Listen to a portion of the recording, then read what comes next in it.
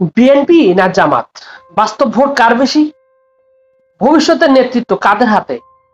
বিএনপির নামে যৌন সমর্থন নাকি জামাতের নির্যাতিত ইতিহাসের প্রতি দেশের বিশ্বাস? বাংলাদেশের একটা প্রশ্ন বহুবার উঠেছে, জামায়াত ইসলামীর ভোট আসলে কত? বিএনপির সাথে তুলনা করলে তারা কোথায় দাঁড়ায়? এই প্রশ্নের উত্তর খুঁজতে হলে আগে আমাদের বুঝতে হবে গত 16 বছর দেশে কোনো অবাধ ও অংশগ্রহণমূলক নির্বাচনই হয়নি। 2018 সালে সেনা সমর্থিত নির্বাচন বাদ দিলে 2014, 2018 এই দুই নির্বাচনেই জনগণ ভোট দিতে পারেনি। 2014 সালে 154টি আসনে বিনা ভোটে জয় হয় আওয়ামী লীগ। 2018 সালে রাতের ভোট হয়ে যায়। আর 2024 সালের কথা কি বা বলবো। আন্তর্জাতিক গণমাধ্যম সহ খোদ দেশীয় পর্যবেক্ষকরা বলছেন ভোট কেন্দ্রে ভোটারের উপস্থিতি ছিল সর্বোচ্চ 3 থেকে 4%। এই তথ্য জামাত কিংবা বিএনপি দেয়নি। এটি একটা বড় রেফারেন্স হলো জার্মানি প্রবাসী সাংবাদিক খালেদ মহিউদ্দিন নিজে, এবং তিনি নিজে মাঠে নেমে তথ্য বিশ্লেষণ করেছেন। তাহলে এখানে একটা ব্যাপার খুবই পরিষ্কার, সরকারের নিজস্ব ভোটারই ছিল ওই 3%, অর্থাৎ দেশের 97% জনগণ আওয়ামী লীগকে প্রত্যাখ্যান করেছে। এই দেশের অনেকেই বিএনপি সমর্থক, আবার একটা বড় অংশ জামাত ও ইসলামপন্থীদের প্রতি সহানুভূতিশীল।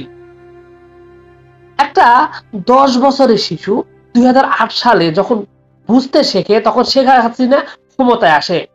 তখন সে প্রথম বুঝতে শেখে, এরপর সে দেখেছে কিভাবে কাদের মোল্লা, গোলাম আজম, আলী হাসান মুজাহিদ, মতিউর রহমান নিজামীর মতো প্রবীণ ইসলামী নেতাদের কিভাবে ফাঁসিতে ঝুলিয়ে দেওয়া হয়েছে। তারা ছিল না কোনো সশস্ত্র বিদ্রোহী, বরং বই, বক্তৃতা, দাওয়াতের মাধ্যমে ইসলামী আদর্শ প্রচারকারী। সেই ছেলেটি বড় হতে হতে দেখেছে কিভাবে স্কাইপি কেলেঙ্কারি ফাঁস হয়েছে, কিভাবে মামলার বাদী সুখরঞ্জন বাদী অপহৃত হয়ে ভারতে গিয়েছে, কিভাবে টাকার বিনিময়ে সাক্ষী বানানো হতো। এমনকি বিএনপির ভারপ্রাপ্ত চেয়ারম্যান তারেক রহমান নিজেও এই বিচারকে জুডিশিয়াল কিলিং বলে অব্যাহত করেছিলেন। এই ঘটনাগুলো 10 বছরের শিশুর মনে যে দাগ ফেলে, সেই দাগ 16 বছর পর শক্ত বিশ্বাসের রূপ নেয়।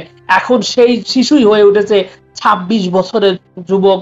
সে জানে ভোট দিতে, রাজপথে আন্দোলন করতেও সে জানে।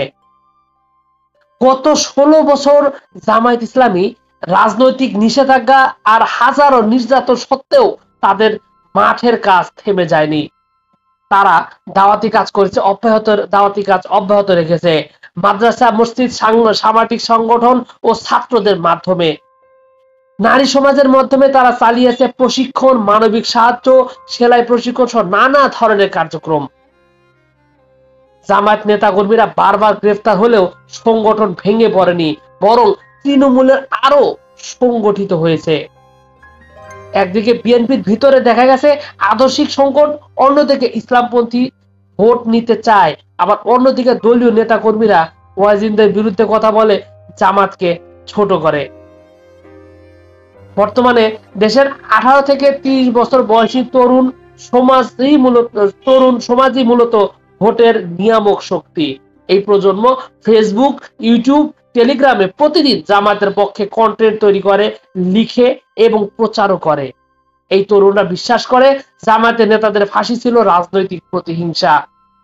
তারা দেখে যেখানে জামায়াতের ধৈর্য ধরে সেবা, দাওয়াত আর সংগঠন করেছে, সেখানে বিএনপি বারবার আদর্শহীন রাজনীতির পরিচয় দিয়েছে। বিএনপি অনেক সময় সোশ্যাল মিডিয়ায় জামায়াতপন্থী তরুণদের আলবটর বাহিনী, আলবটর বলেও ডেকে হেয় করে, কিন্তু তারা বুঝতে পারে না এই তরুণরাই আজকের ভোটার, আন্দোলনকারী এবং কালকের নেতৃত্ব। সাবেক প্রধানমন্ত্রী শেখ হাসিনা নিজেই একবার তার সংবাদ মাধ্যমে প্রকাশিত হয়েছিল, সেই সময় দেশে জামায়াতের ভোটের সংখ্যা 20% রয়েছে। এটা জামায়াতের প্রোপাগান্ডা নয়, এটা আওয়ামী লীগের শীর্ষ পর্যায়ের একটি রাজনৈতিক বিশ্লেষণ। আজকে জামায়াত আছে ঐক্যবদ্ধ, সংগঠিত এবং আদর্শ ভিত্তিক, যেখানে বিএনপির অভ্যন্তরে দলের বিভাজন, আদর্শিক দিকশূন্যতা ও মাঠের দুর্বল উপস্থিতি স্পষ্ট। জামাত ইসলামের ভোট বিএনপির তুলনায় কম, এটা বলা আজ হাস্যকর। বরং বর্তমানের বাস্তবতা, তরুণ প্রজন্ম, নারী সমাজ, ইসলামপন্থী, মধ্যবিত্ত শ্রেণী এবং গ্রাম বাংলার ধর্মপ্রাণ জনগণের সমর্থনে জামাত আজ অনেক দূর এগিয়ে। এই সত্য যারা বুঝবে, ভবিষ্যতে রাজনীতির তারাই নেতৃত্ব দিবে। আদর্শ থাকলে রাস্তাও থাকে। ইসলামী আদর্শের পথে বাংলাদেশ এগিয়ে যাচ্ছে, নেতৃত্বে জামায়াত ইসলামী।